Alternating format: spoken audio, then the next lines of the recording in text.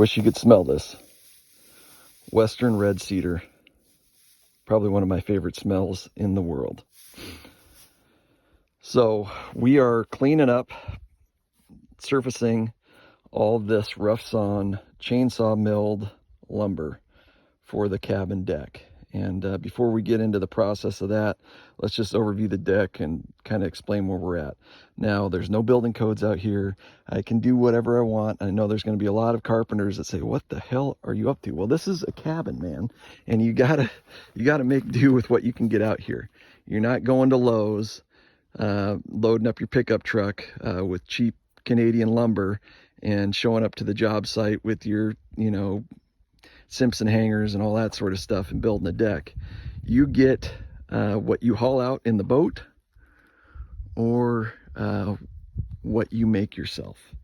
And I don't know what the price on red cedar is. Of course, when you go to a lumber yard, it doesn't look like this, a little bit nicer.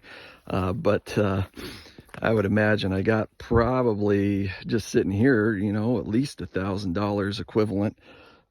There's some stuff that's already been surface planed. So the deck, framed this up last summer, all red cedar chainsaw milled, and then the posts all beach combed, just creosote chunks that I found on the beach, cut up. I don't have to worry about that rotting for a long time off of somebody's dock that broke away or floated away or something. The only wood that I hauled out here and actually purchased is this treated 4x6 for the beam on either end. The center beam is a piece of beach combed 4x12 that I ripped in half, and that is pretty much the supports. This is just oddball offcuts from the chainsaw mill, which provides bracing for the front because during high tides, extreme high tides, 18, 19 plus, if you get a storm surge and logs floating around out here, they'll bang up against the deck, wash under the deck. So you need some support on the front since this is just sitting on the ground. We're also going to put some deflectors on the horizontal, 2x4s of offcuts from the milling across the front of the deck here to prevent logs from floating up underneath and bouncing around and causing damage. So yeah, with an extreme, tide, the water will come up all the way underneath the cabin. So that's the deck in a nutshell. We got about a third of the material cut. It is a slow process. Getting the log, milling the log, and the way that I do it, just trying to make things as efficient as possible. You can either spend money or spend time. And right now I'm spending a lot of time to try to save some money and to put this decking on. So the way I do this is I get a log, cut a slab, raw slab, and then I do the edge cuts with a circular saw instead of making a cant, rolling the log, squaring everything up. You get a more uniform cut, and it's a lot faster. So slab, a whole log. Take the slabs, snap a line, rip, measure off, snap a line, rip. Or if sometimes I'll use a rip fence and set it to the correct distance, and then rip down the other side after I snapped and ripped the first cut. So as you can see, this is pretty rough. And if I was just using this to build, a shed or something, I wouldn't worry about it. But because this is going to be on the deck and little feet are going to be, little bare feet are going to be pitter pattering all over this thing, we at least need to make it so, get rid of 80% of this possibility of splinters and make a nice smooth surface. I'm not trying to get everything 100% uniform. I'm trying within 1/8 of an inch, which is fine. There's a lot of variation in the board itself. You're not going to get them all the same. But the goal here is to take this rough face and turn it into this, which I don't know if the camera does it justice or not, but you can see I'm only surfacing one side too.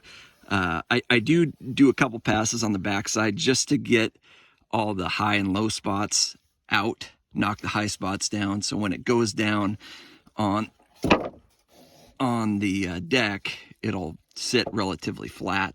But as you can see, that's, I mean, shoot, you could have got that at your local lumber yard. Not bad for a chainsaw mill. Just don't look at this side. So there we go. We got 8 foot 2x8s roughly, cleaned up and ready to go on the deck. So we're going to continue this process. I got 1, 2, 3, 4, 5, 6, 7, 8, 9, 10. 11. I got a few to mill or plane. They're already milled, surface planing now, and we'll get those cleaned up. And we got family and stuff coming. I don't have enough time or material right now to cut all the material I need. I have about a third, maybe a half, not quite. So I'm getting this done today while I'm out here by myself. And I'm just gonna, you know, put as much material down as I have currently. And then I'll have to go get some more logs, mill those, slab, rip, dry, plane, and then put back down. So that's the current process as it stands. Stay tuned for more.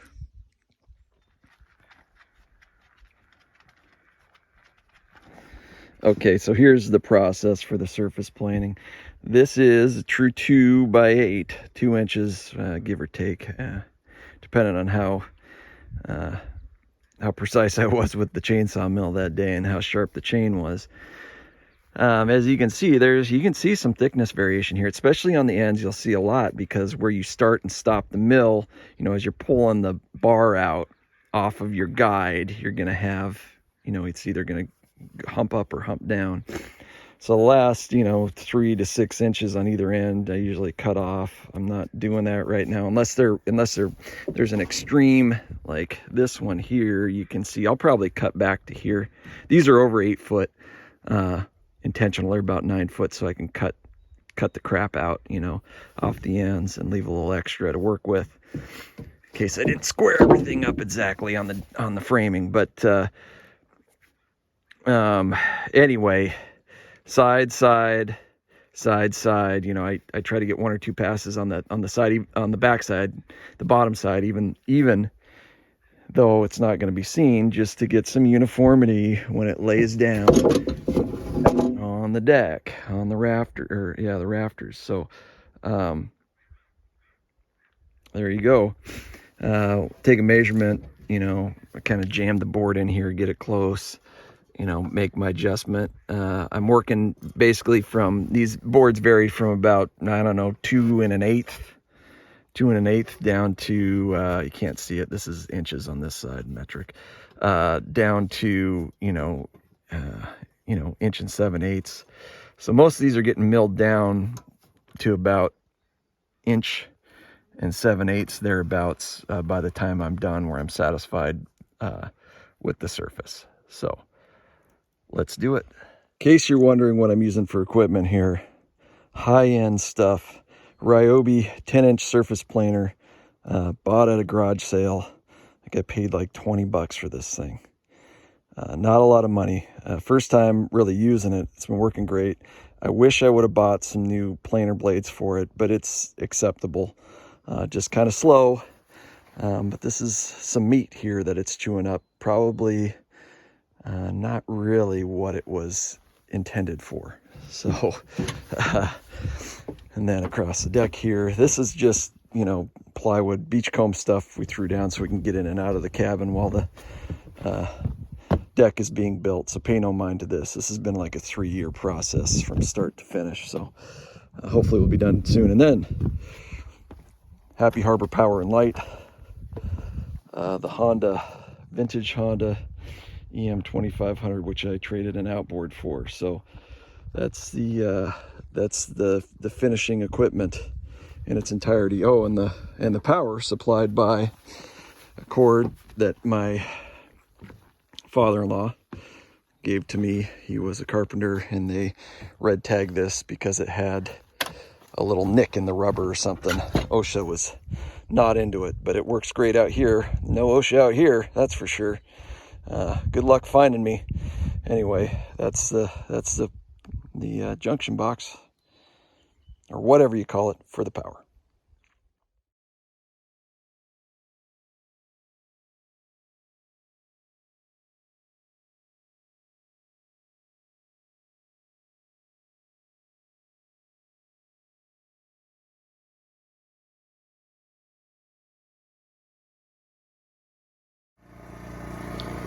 Okay, well, here's the finished product. Not bad for amateur hour out here. So, just as a comparison, I mean, it took quite a few passes to get there. And the other thing too, there's so much variation in this chainsaw milled lumber that, you know, you think you have it right at the right setting, you'll get about a third of the way through the board, and then your planer will just be stopped dead in its tracks. So what happened with this board, there's a high spot about, I don't know, half the way up. So I had to kill the planer, adjust it a little bit, bring it up, and then just keep trying to work that high spot down. But as you can see, you go from this to this. And if you wanted to, you know, you could sand it. But, I mean, shoot, that's probably a $40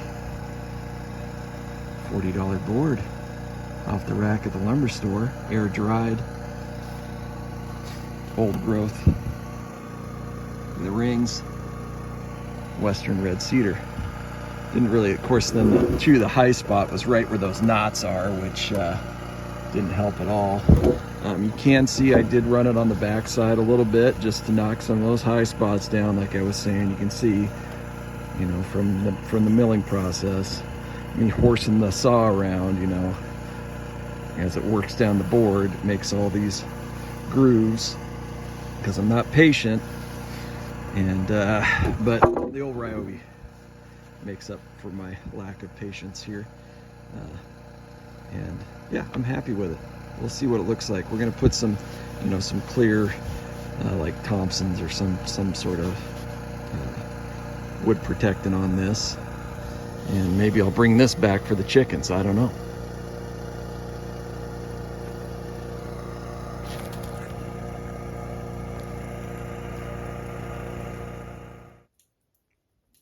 Morning at the cabin. Fire's crackling. Got a cup of joe there. About ready to get things started again. I am moving a little slow today. Worked till about 10 last night trying to get all the decking down. Fortunately, we got daylight this time of year till, well, past 10 o'clock. So I worked until I couldn't see the pencil mark on the board when I was cutting. So a little ibuprofen and a night's rest, and we're gonna get back at it again. Show you what we've accomplished thus far. There's Sasquatch. So as you can see, I didn't take these down to the point where all of the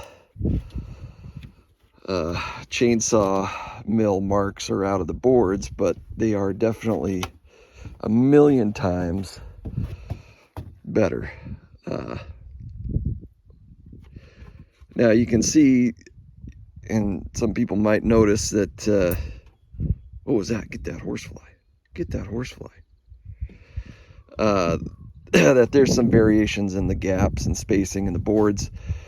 And that's because there's a lot of variation in the width of the boards themselves. In fact, one of these I had to remark and rip down the side again, just to get it to where I could get the spacing right. So what I'm doing is I'm just taking a measurement off of the front of the joist here and measuring back to the front of the board, and just, that's my reference point as I set these, so I don't end up with, you know, being way out by the time I get to the end here.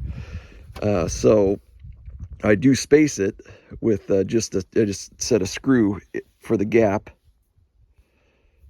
and then if I have to move it in or out on the other end as I go, I do. So you know, it's a cabin deck, and it is what it is. It's rustic, and it actually, I think it aesthetically it's correct. So The other thing I did yesterday is I treated all of the joists with Wood Life, copper treatment to add some life to this. And then I ran some felt, roofing felt along the top. We measure rain in feet here, not inches. So nothing lasts long in the marine coastal environment here in the temperate rainforest. And we try to, man, it's so much work that goes into this that I'd like to try to make it last as long as possible. Hopefully it'll be my kids replacing this and not me. Anyway, so that's where it stands now. I'm about a little over a third of the way. Just so you know, the deck is, the dimensions of the deck, ooh, getting windy, is 12 by 24. And it's really nice to have a big deck out here. The cabin's small, not very big. So when you got 5 people out here, and then your friends or family, you need some space. So this is nice. It will be nice. Sasquatch is certainly enjoying it. He approves. Likes to watch what's going on out here, watching for seals, otters, mink, guarding the cabin. But as you can see, I'm just letting the ends run wild here. It's not really totally square. And just they'll give me some wiggle room. I am going to have to cut some of these longer ones off just because it's a trip and hazard getting on and off the deck. I just got a chunk of creosote piling here for a step currently to get on and off. Sassy's got short legs, so he needs help too. But that's where we're at today. I got one more. I got half a row I can put down. I got this crappy, this is probably the worst one. 2x8, another short 6-footer. I'll cut the 6-footer down to 4 because I'm just doing, 4, 8, 8, 4 or 8, 8, 8, 8 for my lengths. I would have liked to cut full 12-footers, but it's just too much to handle. So I'm cutting everything to a little over 8 foot, and then from there we chop it down. So just talking about material too, I don't know if I spoke on this or not, but Western red cedar or the coveted yellow cedar, yellow cypress, actually not a true cedar, is the preferred material. Here, as you can see, there's no shortage of lumber in the round. Most of the trees here are, the dominant 2 species are Western hemlock and Sitka spruce.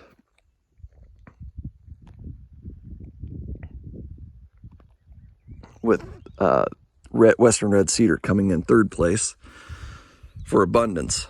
And all these boards, they came from logs that were either beach combed or salvaged in one way or another. Along the coast here, along the water line, cedars, they have to compete for light against the other trees in the canopy. And a lot of times they'll grow right along the water line. As you can see there's one. You see the drooping branches of the red cedar there. A lot of times they'll have a dead top. And what'll happen is with the coastal erosion, the receding, we're coming out of the ice age, right? So sea levels are rising and whatnot. And what'll happen is that as these grow out along the edge of the water line, they'll get undercut and then fall over. So here's a red cedar that has succumbed to coastal erosion, and we'll probably actually get material out of this tree here. I'll cut all the tops out and get the centerpiece, the stem wood, cut a chunk out of that, and mill some more boards. Over here, this is the top of one that's already been milled. getting kind of skinny, so I don't know if I'm gonna spend time. I might get a board or two out of that. We'll see. Depends on how much material I can gather up. But you know, this is really time consuming too, just getting the log in the hole. You know, you can drop this on the beach, wait for high tide, hook it up to the skiff and drag it around, and then mill it on the beach. And then you go from that to this.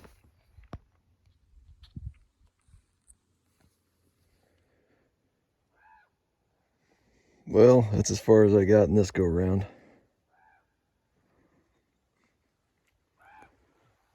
Sasquatch approves. At least it's functional, it's usable. I got the stairs built out of some scrap pieces, which I'll show you right now.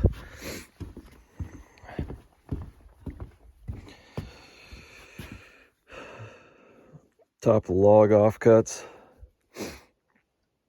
and then you know, just 2x6 offcut extra pieces that were left over with the on the slab. So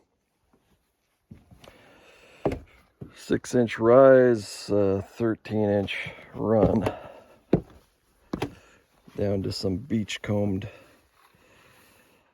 3x12s, which make a nice little platform here too for throwing your cooler or your stuff when you're loading up or loading out. That's it. I had to do some chainsaw carpentry on the center stringer. I don't have a recip saw out here, and I couldn't cut all the way through with my circular saw, so it's pretty rough, but it works. That's just an offcut too. Another top end of a log that I couldn't mill, so try to make use of everything. That's a wrap.